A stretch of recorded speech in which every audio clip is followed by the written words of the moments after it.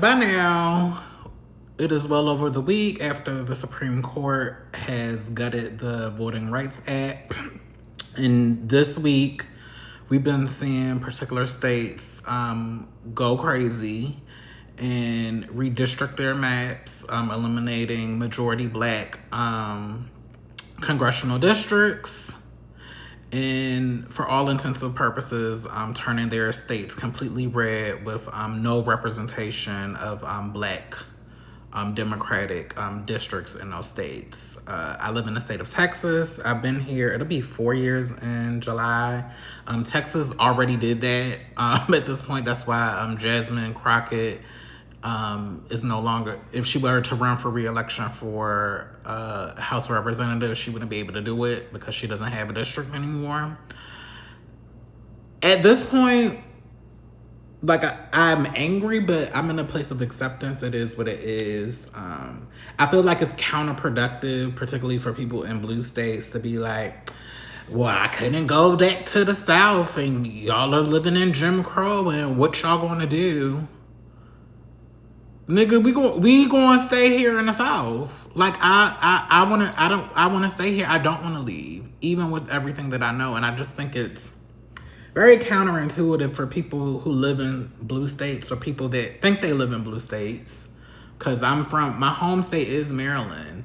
And let's not act like, even though Maryland has a heavily Democratic core that's really associated with the Baltimore metro region, let's not act like Maryland and a lot of these other blue states don't have blue major cities with red places everywhere else. And Maryland has had Republican leadership before. Matter of fact, before Westmoreland got in office, that was a Republican governor who had multiple terms.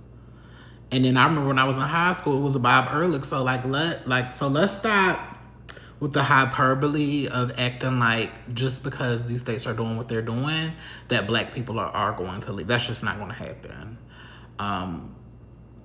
We definitely have to fight, but I feel like white folks are going to have to fight harder than us because really they're the ones that have created this. The main thing that I am interested in, especially with midterms coming up, and me as a regular lay voter, because I don't have any ends to the political or black Democratic circles. I'm just a regular voter. I'm here in Houston, Texas. I need to know not only what the plan is, if you want us to vote for you, what do you plan to do to hold these people accountable for engaging in these egregious crimes? Like, it's no shade. The Democratic Party, they're going to have to adopt the mantle of being the party of law and order. Because at this point, this is criminal at this point. And it should be criminal for the reasons why that these states and these governors are motivated to create these newly drawn maps that basically eliminate black political power in these southern states. So again, I think this is a missed opportunity for the Democratic Party. Like, I hear individual people, I hear particular people that we always hear from, usually the black women, but I'm not hearing anything from the top down. And having the stance of vote for us, we're not Democrats, that is not going to motivate people to vote in 2026 or 2028. You just being the opposite of Democrats, that's not enough. And also, we know we can't trust y'all either. So it would be nice to hear something. I haven't heard anything from the Talarico camp. That's who we're supposed to be voting for here in Houston, Texas. I, as a black voter, I haven't heard anything. I haven't had any outreach. So, like, what is the plan? Because just y'all not being as bad as the Republicans, that's not enough of a motivator. Somebody has to hold these people accountable for what I think are illegal things that they're doing to get these results.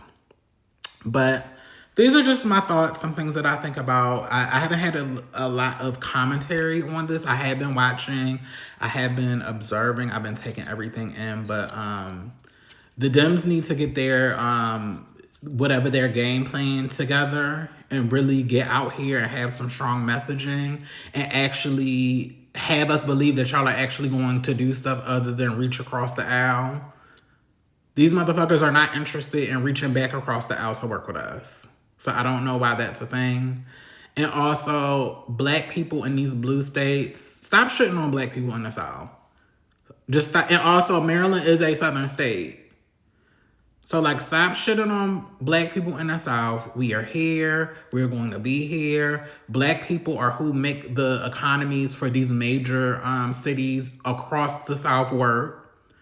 There will be no new American South without black people and contributions for black people. So just having that mindset and that attitude it does not help right now. And y'all are not better than us down here. Y'all are not. So that's all that I have to say on that. Let me know what your thoughts are.